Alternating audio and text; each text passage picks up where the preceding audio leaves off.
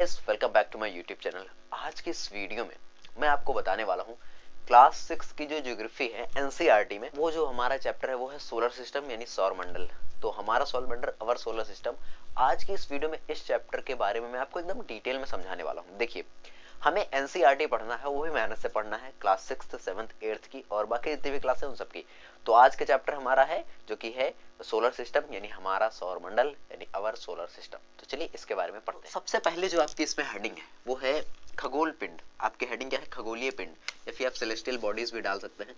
खगोलीय पिंड, ठीक है। तो खगोलीय पिंड क्या होते हैं ये आपको पहले पढ़ना है। तो खगोलीय पिंड आप इस तरीके से समझिए, आप आसमान में देखते हो, ठीक है। आप आसमान में अगर देखो तो आसमान में आपको बहुत सारे तारे दिखेंगे, है ना। अगर आप टेलीस्कोप से देखते हो तो आपको अन्य प्लैनेट भी दिखते हैं, यानी और भी ग्रह दिखते हैं अगर आप देखते हो रात में, है ना, अगर आपके पास टेलीस्कोप है तो, ठीक है। और भी आपको बहुत कुछ चीजें दिखती हैं, है ना, तारे दिखते हैं हमको, है ना, सूरज दिखता है, चंद्रमा दिखता है। तो ये सब क्या है? जो भी चीजें हमको आसमान में दिखाई देती हैं उन सबको हम क्या बोलते हैं? Celestial bodies. क्या बोलते हैं? Celestial bodies. तो सेलेस्टियल बॉडीज में क्या आता था? सबसे पहले जो हो गए तारे, है ना, सबसे पहले तारे हो गए, ठीक है। और क्या हो गया? तारे हो गए, ठीक है। और उसके साथ ग्रह हो गए, ठीक है। और ग्रह के साथ साथ आपको दिखते चांद, है ना, तो चंद्रमा हो गया, ठीक है। और उसके साथ साथ चंद्रमा हो गया, और इसमें आपका सूर्य हो गया, है ना, सूर्य आपको दिखता है आदि। तो इसमें और भी बहुत सारी चीजें जैसे गैलेक्सी हो गई हमारी। तो ये चीजें आपको आमतौर पे अंतरिक्ष अंतरिक्ष में दिखेंगे नहीं ऐसे, लेकिन अगर आप टेलीस्कोप से देखोगे तो आपको दिखेंगी, ठीक है। तो इन सबको क्या बोलते हैं? हम खगोलीय पिंड बोलते हैं, है ना। जो हमें आसमान में वस्तुएं दिखाई पड़ती हैं उन्हें हम खगोलीय पिंड कहते हैं। इतनी बात तो आपको समझ में आओ खगोलीय पिंड किसे कहा जाता है, ठीक है। ये हो गया आपका खगोलीय पिंड क्या होता है। अब अगर आगे हम बात करते हैं तो आप देखेंगे कुछ जो चीजें होती हैं वो काफी सारे ऐसे, जैसे हम अंतरिक्ष में देखें, आसमान में देखें तो आसमान में हमको बहुत सारी चीज दिखाई देती है। उसमें से कुछ ऐसी चीजें होती हैं जो हम देखते हैं, कुछ बहुत गर्म होते हैं, है ना, कुछ क्या होते हैं? गर्म होते हैं। और कुछ बहुत ठंडे होते हैं, कुछ गैस से बने होते हैं, कुछ लिक्विड से बने होते हैं, कुछ पूरी तरीके से सॉलिड बने होते हैं। तो हम देखते हैं कुछ गर्म होते हैं, ठीक है, कुछ ठोस होते हैं, ठीक है, और कुछ गैस होते हैं, और कुछ क्या होते हैं? द्रव के रूप में, लिक्विड में होते हैं। तो इस तरीके से होते हैं। तो ये बात आपको समझ आ रही कि हम खगोलीय पिंड जो देखते हैं वो बहुत अलग अलग तरीके के हो सकते हैं, कुछ गर्म होंगे, कुछ ठोस होंगे, कुछ द्रव होंगे, इस तरीके से हो सकते हैं, ठीक है। तो ये बात आपको याद रखनी, खगोलीय पिंड इस तरीके से हो सकते हैं। अब देखिए यहाँ पे अगर हम बात करें तो जो गर्म होंगे, ठीक है, उन्हें हम नॉर्मली बोल देते हैं कि देखो जैसे सूरज है बहुत गर्म है तो वो क्या है? तारा है, लेकिन हमारे सबसे पास का तारा है, इसलिए वो क्या सबसे ज्यादा गर्म होता है, ठीक है। तो सूरज जो हमारे सबसे पास का तारा है, ठीक। तो ये बात आपका ठोस में जैसे पृथ्वी, पृथ्वी ठोस है, लिक्विड भी है ना। और उसके साथ गैस में देखें तो आप जैसे और भी प्लैनेट्स हो सकते हो उनको आप देख सकते हो। लिक्विड में बहुत सारे प्लैनेट है, पूरा लिक्विड ही लिक्विड। तो उस तरीके से आप देखते हो कि बहुत सारे ऐसे सेलेस्टियल बॉडीज आपको दिखेंगे, यानी कि खगोलीय पिंड आपको दिखते हैं। अब अगर आगे हम बात करते हैं तो आप जो तारे होते हैं, स्टार्स, स्टार्स देखते हो रात में तो आपको लगता है तारे हैं ना, तारे बहुत टिमटिमा रहे हैं। तो तारे टिमटिमाते नहीं, वो आगे हम पढ़ेंगे तारे टिमटिमाते क्यों हैं, क्यों नहीं टिमटिमाते हैं, वो सब बारी बातें हैं, ठीक है। तो आप देखिए, आप जितनी भी चीजें देखते हो उसमें से बहुत सारी ऐसी चीजें होती हैं जिनके अंदर से लाइट निकलती है। जिनके अंदर से क्या निकलती है? लाइट, यानी कि क्या निकलती है? लाइट, यानी कि प्रकाश। और उनसे गर्माहट भी निकलती है, यानी कि ऊष्मा, जिसको हम बोलते हैं, गर्म होते हैं, ठीक, ऊष्मा यानी कि गर्माहट, है ना। तो हीट भी निकलता है। तो जिनसे प्रकाश तथा ऊष्मा निकलती है ना, उसे हम बोलते हैं तारे। उन्हें क्या बोलते हैं? हम तारे बोलते हैं, यानी कि स्टार्स। क्या बोलते हैं? स्टार्स। जिनके अंदर से क्या निकलती है? ताप और मतलब ऊष्मा और प्रकाश, तो उसे हम क्या बोलेंगे? तारे बोलते हैं। तारे क्या होते हैं? जिनके अंदर से ऊष्मा और प्रकाश निकलती है। जैसे हमारे सबसे पास का तारा कौन सा हो गया? हमारा तारा जिसको बोलते हैं वो है सूर्य, है ना। सूर्य क्या है? हमारे सबसे पास का तारा, ठीक। हमारा सबसे पास का तारा क्या? तो सूर्य हमारे सबसे पास है ना, इसलिए वो हमको जो है कैसा दिखता है? हमको वो बड़ा दिखता है। सूर्य हमसे लगभग में 14 करोड़ किलोमीटर दूर है। कितना करोड़ मीटर? 14 करोड़ किलोमीटर दूर है। और सूर्य से पृथ्वी तक के प्रकाश आने में लगता है समय 3 मिनट, हाँ ऐसे 8 मिनट का समय लगता है, एग्जैक्ट ना, 3 मिनट नहीं 8 मिनट का समय लगता है लगभग, ठीक। तो इतना ज्यादा जो है दूर है हमारा जो है क्या? सूरज, ठीक है। तो ये बात आपको समझ में आ गई कि तारे क्या होते हैं? तारे वे होते हैं जिनके अंदर क्या होता है और वो खुद से जो है रोशनी करते हैं, ठीक है। तो ये बात आपको याद रखनी है। अब इसमें एक और बात होती है तारों में। तारों में दूसरी सबसे खास बात ये होती है कि तारे जो होते हैं ना, ये एनर्जी प्रोड्यूस करते हैं। क्या करते हैं? एनर्जी को प्रोड्यूस करेंगे, यानी ऊर्जा को निकालते हैं ना, एनर्जी को उत्सर्जित करते हैं, नहीं प्रोड्यूस करते हैं, निकालते हैं, ठीक है। Energy produce. तो ये बात आपको याद रखनी कि जो स्टार्स होते हैं वो क्या करते हैं, एनर्जी को प्रोड्यूस करते हैं। तो ये बात आपको इसमें याद रखनी है, ठीक है। तो इसमें आपको देखिए, आप जो पढ़ेंगे ना उसको हिंदी इंग्लिश दोनों में ट्रांसलेट करते चलेंगे। जैसे हम यहाँ पे बात करें, स्टार्स को तारे बोलते हैं, ग्रह को प्लैनेट बोलते हैं, चंद्रमा को मून बोलेंगे, सूर्य को सन बोलेंगे, ठीक है। तो ये बात आपको पता है। गर्म मतलब हॉट हो गया, को सॉलिड का मतलब ठोस का मतलब सॉलिड हो गया, गैस का मतलब गैस हो गया, और द्रव का मतलब लिक्विड हो गया। तो आपको दोनों चीजें मैनेज करते हुए चलिए। फिलहाल के जितना मुझसे हो पाएगा मैं बोर्ड पे लिखता चलूंगा। आगे हम बात करते हैं। तो इसमें आपका आता है, तो ये बात आपको समझ में आया कि तारे क्या होते हैं। अब देखिए, ऐसा होता है कि कई सारे जो तारे होते हैं ना वो अलग अलग जगह पे मिलके, मान लो एक तारा यहाँ पे बना, एक तारा यहाँ पे बना, एक तारा यहाँ पे बना, फिर ऐसे करके एक संरचना बन जाती है, ठीक, ऐसे करके एक संरचना बन जाती है। तो जब कई सारे तारों का समूह मिलकर क्या बना लेता है, नक्षत्र मंडल। तारों का समूह जो है, ग्रुप ऑफ स्टार्स, है ना, ग्रुप ऑफ स्टार, तारों का समूह मिलकर क्या बना लेता है, नक्षत्र मंडल। क्या बनाता है, नक्षत्र मंडल बना लेता है ना, नक्षत्र मंडल, ठीक है। तो ये बात आपको, कॉन्स्टिलेशन इसको बोलते हैं इंग्लिश में, कॉन्स्टिलेशन। तो ये बात आपको यार, group of stars made constellation. तो ये बात आपको यार, बहुत सारे कॉन्स्टिलेशन होते हैं, अलग अलग शेप बनाते हैं, तो उनका जो है नाम अलग अलग हो जाता है। जैसे आर्सा मेजर हो गया, बिग बियर हो गया, तो ये सब क्या है, ये सब जो हमारे क्या होते हैं, ये हमारे नक्षत्र मंडलों के नाम है ना, आर्सा मेजर और बिग बियर, है ना, मेजर बिग बियर। तो ये बात आपको याद रखनी है, बिग बियर। तो ये कुछ जो है तारा मंडल के नाम है, तो इसमें आपको ये बातें याद रखनी है। अब इसमें और देखिए क्या क्या आता है। जैसे कि देखिए, हम मानते हैं कि जो पुराने जमाने में होता है ना, पुराने लोग कहते थे कि सप्तऋषि, है ना, सप्तऋषि की क्या बोला जाता था, सप्तऋषि का मतलब होता है 7 तारों का ग्रुप, है ना, 7 स्टार्स ग्रुप इज कॉल्ड सप्तऋषि, ठीक है। तो सप्तऋषि क्या होता है, 7 तारों का ग्रुप, 7 तारे होते हैं अलग अलग तरीके से मिलकर, तो उनको हम बोल देते हैं कि वो क्या होते हैं, उनको हम बोलते हैं सप्तऋषि। क्या बोलते हैं, सप्तऋषि। तो ये बात आपको इसमें याद रखनी है। तो सप्तऋषि क्या होते हैं, आई होप आपको समझ में आ गया होगा।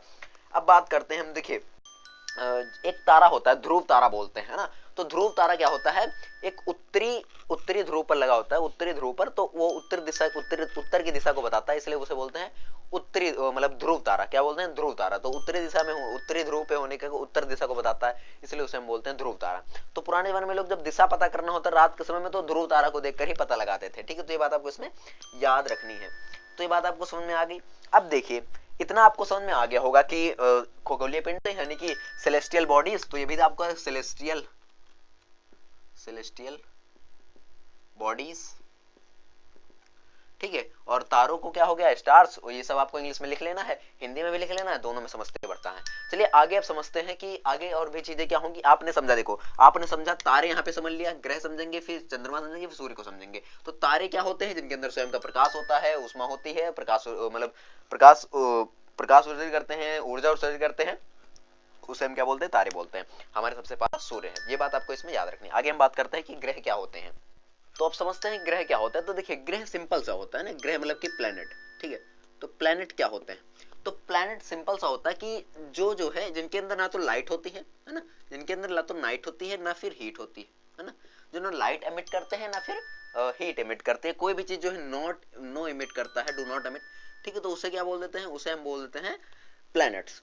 प्लैनेट जो शब्द है वो प्लेंटिया नामक एक वर्ड से आया है। तो प्लेंटिया का मतलब होता है, देखिए प्लैनेट शब्द कहां से आया, प्लेंटिया, ठीक है। तो प्लेंटिया का मतलब क्या होता है, प्लेंटिया का मतलब होता है जो राउंड करता है किसी चीज के, करता है राउंड, मतलब कि परिभ्रमण किसको हिंदी में बोलते हैं, राउंड करता है, उसे बोलते हैं, उसे हम क्या बोल देते हैं, प्लैनेटिया। तो प्लैनेटिया से आया है प्लैनेट शब्द, ठीक है, क्या है, प्लैनेट शब्द। तो अगर आपसे पूछा जाए कि प्लैनेट क्या होते हैं, तो बताना है कि जो लाइट और हीट को एमिट नहीं करते हैं, उसे बोलते हैं प्लैनेट बोलते हैं, ठीक है। अब आपको पता है हमारा जो प्लैनेट है वो है अर्थ। हमारा प्लैनेट का क्या हुआ है, अर्थ है। और जो हमारा सोलर सिस्टम है उसमें भी बहुत सारे प्लैनेट मौजूद है, ठीक है।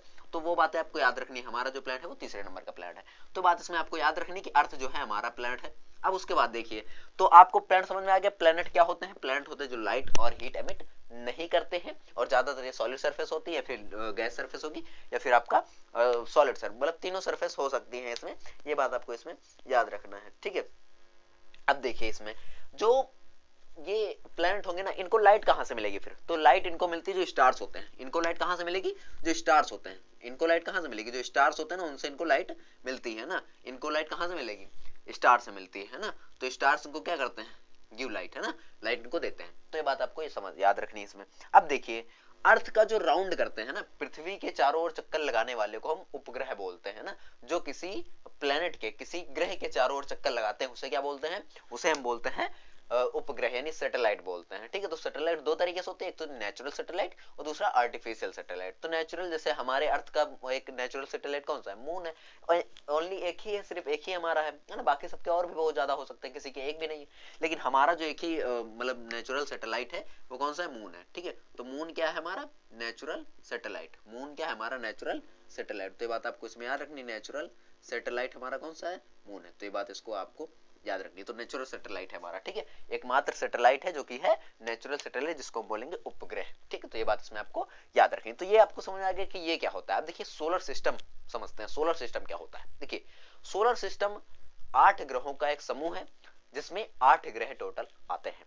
कौन कौन? अब हम समझते हैं सोलर सिस्टम क्या होता है। तो देखिए जो हमारा सौर मंडल है यानी कि सोलर सिस्टम, उसको समझेंगे ध्यान से एकदम मस्त से। ठीक है, तो सोलर सिस्टम ये एल्विस भाई का सिस्टम नहीं है, ये हमारा सोलर सिस्टम है। तो देखिए सोलर सिस्टम को, अवर सोलर सिस्टम में, तो सोलर सिस्टम क्या होता है? जो हमारे 8 प्लैनेट्स हैं, है ना। कितने प्लैनेट? 8 प्लैनेट है, आपको पता है ना। कितने प्लैनेट है? 8 प्लैनेट। कौन कौन से हैं? काउंटिंग शुरू करो। ठीक है, तो पहले बुध, शुक्र, पृथ्वी, मंगल, बृहस्पति, शनि, यूरेनस, नेपच्यून, अरुण, वरुण। ठीक है, इंग्लिश में भी बताऊंगा। ठीक है, तो Mercury, Venus, Earth, Mars, Jupiter, Saturn, Uranus, Neptune. 8 हो गए ना। तो 8 है। प्लूटो भी एक प्लेनेट हमारा था पहले, लेकिन प्लूटो को हटा दिया गया। क्यों हटाया गया भाई बताओ? क्योंकि वो जो है अपनी कक्षा को छोड़ गया, यानी सोलर सिस्टम में जो हमारी कक्षाएं निर्धारित है कि इसी कक्षा में घूमना है, वो दूसरी कक्षा में चला जाता था। इसलिए अगर आप क्लास 6 में हो तो आप 7th में जाके बैठोगे तो टीचर डांटेगा नहीं। इसलिए कहा भाई हटाओ इसको, अपने प्लैनेट्स, अपने सोलर सिस्टम से भगा दिया दूसरे सोलर सिस्टम में। कहा जाओ जहां जाना है वहां जाओ, लेकिन हमारे में नहीं रहोगे तुम। ठीक है, तो आइए समझते हैं। तो 8 प्लैनेट हो गए और कुछ सेलेस्टियल बॉडीज हो गई, है ना। जो भी सेलेस्टियल बॉडीज होती हैं उनको मिला के सेलेस्टियल बॉडीज, बॉडी में बी होता है भाई, डी नहीं, बॉडीज। ठीक है, एंड जो उल्का पिंड होते हैं, एस्ट्रॉइड्स, क्या होते हैं? एस्ट्रॉइड, एस्ट्रॉइड्स होते हैं। इन सबको मिलाकर, इन सबको मिलाकर हम क्या बोलते हैं?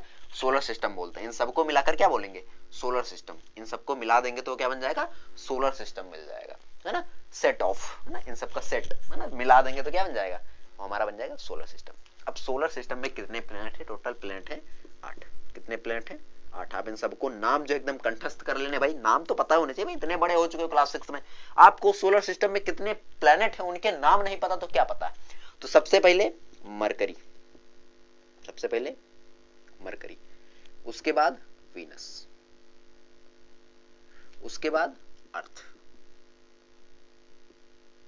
उसके बाद मार्स, फिर जुपिटर, ये जुपिटर स्कूटी नहीं है, फिर सैटर्न, फिर यूरेनस, फिर नेपच्यून। तो ये टोटल कितने प्लैनेट हो गए? 8 प्लैनेट हो गए, जिनके नाम आपको अच्छे से याद रखने हैं। ठीक है, तो ये बात आपको अच्छे से याद रखनी है। हिंदी में भी सोच सकते हो, बुध, शुक्र, पृथ्वी, मंगल, बृहस्पति, शनि, अरुण, वरुण। ठीक है, तो ये बात आपको इसमें याद रखनी है। तो इस तरीके से आपको समझना है कि सोलर सिस्टम क्या होता है। अब देखिए सोलर सिस्टम का एकमात्र प्लैनेट है अर्थ, जिसपे पॉसिबल है लाइफ। क्या पॉसिबल है? लाइफ। जो जुपिटर, जुपिटर सबसे बड़ा प्लैनेट है, नहीं बिगेस्ट प्लैनेट। मरकरी सबसे छोटा प्लैनेट है, स्मॉलेस्ट प्लैनेट। ठीक है, इसको बोलते हैं रेड प्लैनेट, लाल ग्रह। तो ये बात आपको इसमें याद रखनी है। समझ गए कि नहीं? जो ये शुरुआत के 4 हैं, ये चारों के सारे सॉलिड सरफेस वाले हैं, यानी कि मरकरी, वीनस, अर्थ, मार्स, ये कैसे सॉलिड, इनकी सरफेस जो है सॉलिड मतलब ठोस है, इस पर रुक सकते हो। लेकिन बाकी जो है यानी जुपिटर, सैटर्न, यूरेनस, नेपच्यून, ये सारे जो प्लैनेट है इन पे गैस होती है ना। खड़े होगे तो खड़े नहीं होगे, नीचे कुछ जाओगे। ठीक है, तो ये बात आपको समझ में आ गई होगी आई होप। तो सोलर सिस्टम हमारा क्या है, यूप आपको समझ में आ गया होगा। सोलर सिस्टम इस तरीके से है। सोलर सिस्टम में क्या होता है? 8 प्लैनेट होते हैं, कुछ सेलेस्टियल बॉडीज होती हैं और उसके साथ साथ उल्कापिंड यानी कि एस्टेरॉइड्स होते हैं। ये हमारा मिलकर बनता है एक सोलर सिस्टम। ठीक है, तो ये बात आपको इसमें याद रखनी है। ठीक है, आपको एक और चीज याद रखनी है कि जो हमारा सूरज है ना, सन, तो सन से लेके अर्थ तक डिस्टेंस है ना, सन टू अर्थ डिस्टेंस, ये कितनी एग्जैक्ट बतानी है, किसमें बतानी है, कमेंट बॉक्स में। क्या करना है इसको, आपको कमेंट बताना है, कमेंट। ठीक, तो सन से लेके अर्थ तक की डिस्टेंस क्या बतानी है, कमेंट बॉक्स में बतानी है, आपको यहाँ पे लिख भी लेना है। तो ये बात आपको समझ में आ गई कि सोलर सिस्टम हमारा क्या है। अब देखिए जो सोलर सिस्टम है हमारा, इसमें जो मान लो जैसे कि अगर हम बात करें, जैसे मान लो ये हमारा सोलर सिस्टम है, सोलर सिस्टम में बीच में सन होगा, बाकी सब इसके चारों ओर प्लैनेट चक्कर लगाते रहेंगे। अब देखिए अगर ये इस तरीके से मान लो सारे चक्कर लगा रहे, तो इस तरीके से चक्कर लगा रहे गोल गोल, लेकिन गोल नहीं होता, ये जो होता ना इसको बोलते हैं दीर्घवृत्ताकार। क्या बोलते हैं, दीर्घवृत्ताकार। दीर्घवृत्ताकार इलिप्टिकल पाथ में चक्कर लगाते हैं। कैसे, इलिप्टिकल पाथ, इलिप्टिकल पाथ। ठीक, तो पाथ कैसा होता है, इलिप्ट होता है, इलिप्टिकल पाथ होता है। और ये जो प्लैनेट होते हैं ना एक दूसरे से जकड़े हुए होते हैं, एक छोड़ के दूसरी जगह नहीं जा सकता। ठीक है, मान लो जैसे अर्थ चाहे तो हम तीसरी में चले जाए, चौथी में पहुंच जाए, तीसरी कक्षा में वो चक्कर लगाता तीसरे राउंड पे, चौथे नंबर पे चला जाए, ऐसा नहीं हो सकता, क्योंकि वो एक फोर्स से बंधे होते हैं जिसको बोलते हैं ग्रेविटेशनल फोर्स। किस फोर्स से होते हैं, ग्रेविटेशनल फोर्स से क्या होते हैं, बंधे होते हैं, ग्रेविटेशनल फोर्स। तो इस फोर्स के द्वारा ये एक दूसरे को जकड़े होते हैं, छोड़ नहीं सकते हैं कि आप हम तुमको छोड़ के कहीं और चले जाते हैं। ठीक है, तो ये छोड़ के नहीं जा सकते हैं, तो ग्रेविटेशनल फोर्स के कारण ये क्या होते हैं, एक दूसरे से बंधे हुए होते हैं। ये बात आपको समझ में आ गई होगी। अब देखिए थोड़ा इसके बारे में और जान लेते हैं, यहाँ पे थोड़ा रफ करते हैं और समझते हैं। ठीक, इतना और मैं कर देता हूँ ऐसे करके, अब आगे समझते हैं। देखिए हमारा एक प्लैनेट था प्लूटो, क्या था, प्लूटो। प्लूटो को जो है हमारे सोलर सिस्टम की श्रेणी से हटा दिया गया। क्यों हटाया गया, क्योंकि ये जो है वो हमारे जो है कक्षा को छोड़कर दूसरी कक्षा पे चला था, हमारे ऑर्बिट को छोड़ के दूसरे के ऑर्बिट में जाके चक्कर लगा रहा था। ठीक है, तो जब वो हमारे में चक्कर लगा रहा था, इसलिए इसको नहीं बोला, इसको जो है हमारे सोलर सिस्टम में निकाल दिया गया। दूसरा कार्य इसका था कि ये बहुत ज्यादा छोटा था, है ना, ये क्या बहुत ज्यादा छोटा था, बहुत बहुत ज्यादा छोटा था, इसलिए हमने जो है इसको अपने सोलर सिस्टम से हटा दिया। तो दो रीजन थे, ऑर्बिट से दूसरी कक्षा में चला जाता था, और एक बात हो गई कि ये जो है क्या करता था, जो है इसको बहुत छोटा था। तो ये दो कारण हो गए। ये बात आई होप आपको समझ में आ गई होगी। अगर समझ में आ गई तो प्लीज कमेंट बॉक्स में जरूर बताएंगे हमें समझ में आ गई है सर। अब आगे बात करते हैं हम लोग। अब दोस्तों हम लोग देखते हैं कि अर्थ के बारे में थोड़ा पढ़ते हैं कि अर्थ क्या है ना, अर्थ के बारे में थोड़ा समझ लेते हैं। ठीक है, तो अर्थ आपको पता है जो हमारे सोलर सिस्टम में कौन सा प्लैनेट है, थर्ड नंबर का प्लैनेट है। कौन सा प्लैनेट है, थर्ड प्लैनेट। ठीक है, हमारे सोलर सिस्टम में कौन सा प्लैनेट है, थर्ड प्लैनेट है, और ये फिफ्थ सबसे बड़ा प्लैनेट है ना, fifth largest planet, fifth largest planet, सबसे पांचवें नंबर पे सबसे बड़ा प्लैनेट, फिफ्थ लार्जेस्ट प्लैनेट है। और उसके साथ साथ एकमात्र ऐसा ग्रह है पूरे सोलर सिस्टम में जिसपे लाइफ पॉसिबल है, जिसपे क्या है, लाइफ पॉसिबल है, जीवन मौजूद है। यहाँ पे हम लोग रहते हैं भाई, अभी हम लोग पृथ्वी तो रहते हैं, मंगल पे थोड़े ना जाके रह रहे। ठीक है, तो एकमात्र ऐसा ग्रह जहाँ पे जीवन मौजूद है वो है कौन सा, हमारा अर्थ। अब देखो अर्थ पे ही क्यों जीवन मौजूद है, तो देखिए अगर हमें किसी भी प्लेनेट पर सर्वाइव करना है तो उसके मेनली कुछ चीजें चाहिए। फॉर एग्जांपल जैसे वहां की इन्वायरमेंट कैसा है, इन्वायरमेंट बोले तो एटमॉस्फेयर, है ना, तो वहां का एटमॉस्फेयर कैसा है। ठीक है, तो अगर बात करें अर्थ का एटमॉस्फेयर, तो भाई अर्थ का एटमॉस्फेयर भी है, और ये अर्थ का एटमॉस्फेयर जो है हैबिचुअल भी है हमारे लिए, यानी इस पे हम आराम से रह सकते हैं, हमारे लिए कोई दिक्कत भी नहीं है ना। जैसे मामूली अगर हमको कहीं पे भी जाना, हम लोगों को, अर्थ के लोगों को, तो मेनली हम उसमें देखते हैं कि वहां पर जो है ऑक्सीजन लेवल कैसा है, ऑक्सीजन वहां पे है कि नहीं। किसी भी अगर हम दूसरे प्लेनेट पे जाते हैं तो सबसे पहले हम ऑक्सीजन की तलाश करते हैं। ऑक्सीजन अगर नहीं मिल रही तो हम उस पे वाटर, है ना, वाटर की तलाश करते हैं। अगर वाटर मिल गया तो ऑक्सीजन हम निकाल लेंगे उससे भाई, छानबीन के। ठीक है, वाटर हो गया, ऑक्सीजन हो गया, और फोर्थ चीज टेम्परेचर। क्या होता है, टेम्परेचर। अगर टेम्परेचर भाई गड़बड़ है तो हम नहीं सर्वाइव कर सकते। अर्थ में सबसे खास बात है कि अर्थ का जो टेम्परेचर है वो ना तो ज्यादा है ना ही कम है ना, ना ही बहुत ज्यादा मैक्सिमम है और ना ही बहुत ज्यादा मिनिमम है। अब कम होगा तो ठंडी के मारे मर जाओगे, और ज्यादा होगा तो गर्मी के मारे मर जाओगे। तो नॉर्मल है, ना ज्यादा कभी ठंडी ना गर्मी, एक बैलेंस वाला टेम्परेचर है। कितना टेम्परेचर पे है तो अर्थ सर्वाइव करती रहेगी। ठीक है, तो इसलिए अर्थ पे जीवन मौजूद है। ठीक है, अर्थ का थर्ड पार्ट जो है, मतलब तीन हिस्सा जो है क्या है, वो पानी से कवर है ना, कवर्ड विद वाटर। ठीक, किससे कवर्ड है, पानी से कवर है, कवर्ड विथ वाटर। तो ये भी बात है, कवर्ड विथ वाटर, तो ये इसमें बड़ी खास बात है, इसलिए इसको ब्लू प्लैनेट कहते हैं। किस लिए ब्लू प्लैनेट कहते हैं, क्योंकि इसका एक तीन हिस्सा जो है किससे प्लैनेट है, किससे कवर्ड है, वो है वाटर से कवर्ड है ना, ब्लू प्लैनेट इसे बोलते हैं, नीला ग्रह। ठीक है, ब्लू प्लैनेट। तो याद रखना नीला ग्रह किसे बोलते हैं, पृथ्वी को यानी अर्थ को बोलते हैं। तो ये बात आपको समझ में आ गई होगी कि ये क्या है ना, अर्थ क्या है, अर्थ के बारे में इतना बहुत समझ में आ गया। बहुत कुछ है, आगे चल के बड़ी क्लासों में आप इसके बारे में और डिटेल में पढ़ोगे, आप इसके बारे में और अच्छे से जानकारी इकट्ठा करोगे और आई थिंक आपको चीजें समझ में आएंगी। ठीक है, तो ये आपने अर्थ को समझ लिया। थोड़ा बहुत मून को समझते हैं कि मून क्या है। ठीक है, तो मून जो है अर्थ से बहुत ज्यादा छोटा है और हमको पता है मून जो है वो चक्कर लगाता है। किसके चक्कर लगाता है? अर्थ के चक्कर लगाता है। तो अर्थ का क्या है? वो एक सैटेलाइट है। अर्थ का क्या है? सैटेलाइट यानी कि उपग्रह है। ठीक है, तो मून को यहाँ पे थोड़ा समझना है, बाकी कुछ और इसमें समझने वाला है नहीं। पहले जान लो कि अर्थ जो है, हाँ अर्थ पे सूरज से रोशनी आती है ना, अर्थ पे जो है सन से क्या आती है? लाइट आती है, सन से लाइट। ठीक है, तो सन से लाइट नहीं है, लाइट टू सन है ना, ऐसे बोल सकते हो आप। तो सन से जो लाइट आती है उसकी स्पीड होती है ना, speed of light. Speed of light कितनी होती है? आई थिंक आपको पता होगी, नहीं पता तो ये जान लो, स्पीड ऑफ लाइट। एक काम करो, ये भी आप कमेंट बॉक्स में बताओ, है ना, स्पीड ऑफ लाइट कितनी होती है आपको बताना है कमेंट बॉक्स में। अगर पूरा लेक्चर देखोगे तो आपको बहुत सारे क्वेश्चन इसमें आपको देखते मिलेंगे। ठीक है, तो आपको क्या बताना है स्पीड ऑफ लाइट कितनी होती है। तो स्पीड ऑफ लाइट बहुत होती है, उससे जो है प्रकाश यहाँ पे आता है और फिर अपनी स्पीड से आके पृथ्वी पे रोशनी देता है ना। रोशनी मतलब कहने का मतलब ये नहीं है, उजाला देता है ना, प्रकाश देता है, लाइट देता है। ठीक है, हम लोगों को। तो अर्थ हो गया। मून के बारे में थोड़ा समझते हैं। देखिए, मून को समझते हैं पहले, फिर उसके बाद आगे बात करेंगे। तो मून जो है हमारा वो क्या है? अर्थ का नेचुरल सैटेलाइट है ना, अर्थ का नेचुरल सैटेलाइट। ये भी हमको बताया नेचुरल सैटेलाइट, तो अर्थ का नेचुरल सैटेलाइट है। अर्थ का जो व्यास है ना, मून का जो डायमीटर है, मून का डायमीटर है ना, डायमीटर। ठीक, तो मून का जो डायमीटर है वो अर्थ के डायमीटर से कितना है? चौथाई हिस्सा है। कौन सा? फोर्थ है ना। अगर अर्थ के हम 4 पार्ट करते हैं उसमें से एक हिस्सा होगा, कौन सा? वो होगा मून। जो अर्थ टू मून डिस्टेंस है, अर्थ से लेके मून तक की जो डिस्टेंस है, अर्थ से लेके कहां तक? मून तक की जो डिस्टेंस है वो है 3,84,400 किलोमीटर। ठीक, 3,84,400 किलोमीटर। 100 किलोमीटर क्या है? अर्थ से लेके मून तक की डिस्टेंस। तो ये बात आपको याद रखनी, 3,84,400 किलोमीटर। अब देखिए यहाँ पे तो 400 तो 400 किलोमीटर हो गया। अब देखिए यहाँ पे, हाँ, अब अर्थ जो है आपको पता है कि जो है अर्थ से मून पे एक वैज्ञानिक गए थे, सबसे पहले वैज्ञानिक, जिनको आप जानते हो नील आर्मस्ट्रॉन्ग। कहते हैं नील आर्मस्ट्रॉन्ग। ठीक, नील आर्मस्ट्रॉन्ग ऐसे फर्स्ट व्यक्ति बने, फर्स्ट मैन, जो कि कहां पे गए थे? मून की धरती पर कदम रखा, है ना। अब बताओ दूसरा किसी ने रखा? First man.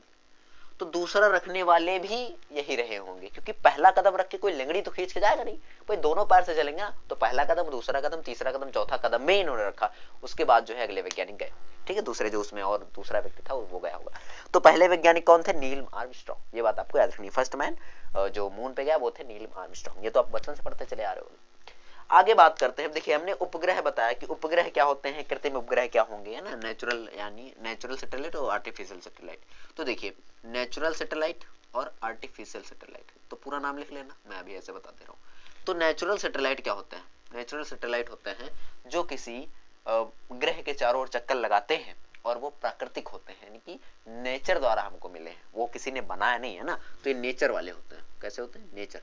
ठीक है, तो प्राकृतिक होते हैं। आर्टिफिशियल सैटेलाइट क्या होते हैं? ये ह्यूमन द्वारा क्रिएट किए जाते हैं, है ना, इंसानों द्वारा इसको बनाया जाता है। ह्यूमन इसे क्या करता है? बनाता है। और किस लिए बनाता है? इसलिए बनाता है ताकि हम पता लगा सके कि मौसम कैसा होगा, है ना, बारिश होगी या नहीं होगी, है ना, सीजन कैसा होगा, बारिश होगी कि नहीं होगी। ठीक है, और किसी प्राकृतिक आपदा नहीं, जैसे चक्रवात आना, तो उससे पहले पता लगा लेते हैं सैटेलाइट की मदद से। किसी भी जगह पे नजर बना सकते हैं हम, किससे? इससे, है ना, नेविगेशन सिस्टम बेटर हो सकता है इन सब चीजों से, और बहुत सारी चीजें से हम कंट्रोल कर लेते हैं। ठीक है, तो आर्टिफिशियल सैटेलाइट इसलिए होती है। मनुष्य द्वारा बनाई जाने वाली जो उपग्रह है उसे हम बोलते हैं नेचुरल सैटेलाइट, आर्टिफिशियल सैटेलाइट। ठीक, तो बात आपको समझ में आ गई होगी कि नेचुरल और आर्टिफिशियल सैटेलाइट क्या होती है।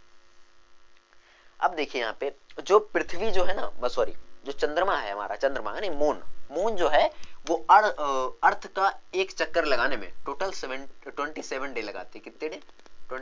27 डेज लगाती है ना। कितने दिन लगाती है? 27 डेज लगाती है। ठीक है, देखिए ये घूमती है, किसके घूमती है? पृथ्वी के चारों ओर घूमने में कितना टाइम लगाती है? पृथ्वी के चारों ओर घूमने में लगाती है 27 दिन, और अपने एक्सिस पे घूमने के वो कितने दिन लगाती है? वो घंटे लगाती है, सॉरी, वो लगाती है 24 घंटे। इसलिए एक दिन कितने घंटे का होता है? 24 घंटे का होता है। ठीक है, तो आप समझिए, दिन से दिन अगला आए इसमें 24 घंटे लगते हैं। यानी जो मून है वो अपने जो पृथ्वी है, सॉरी, वो अपने एक्सिस पे, पृथ्वी घूमती है, कितने अपने एक्सिस पे वो 24 घंटे में घूमती है। मून सॉरी गलती हो गई, अर्थ जो है वो घूमती है। ठीक है, तो ये बात आपको इसमें याद रखनी है।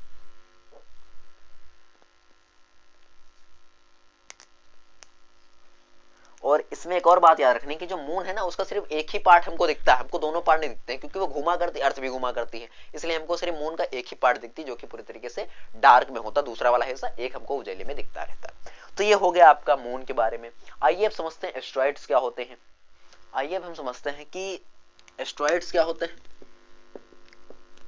एस्ट्रॉइड, और फिर समझेंगे मेट्रॉइड क्या होता है। ठीक, ये दोनों चीजें। तो एस्ट्रॉइड क्या होते हैं? एस्ट्रॉइड बेसिकली होते हैं जितने भी आप देखते हो स्टार्स हैं, है ना, स्टार्स और प्लैनेट,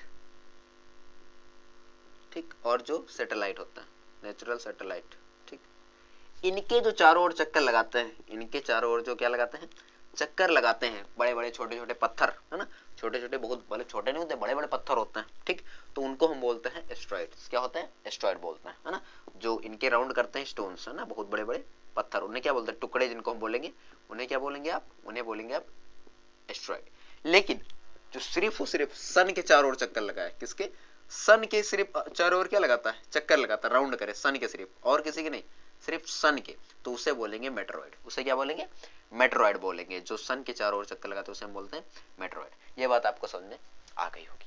अब आपको समझना है एक बहुत कॉम्प्लेक्स चीज। आपने समझ लिया है कि एक खगोलीय पिंड क्या होते हैं, ठीक है, आपने समझा कि ग्रह क्या होते हैं, आपने समझा सोलर सिस्टम क्या होता है, आपने समझा पृथ्वी क्या है, चंद्रमा क्या है, एस्ट्रॉइड्स क्या हैं, मेट्रॉइड्स क्या हैं, सैटेलाइट क्या है, इतना समझ लिया। अब जितनी भी चीजें आपने पढ़ी हैं उन सबको एक जगह पैक करिए।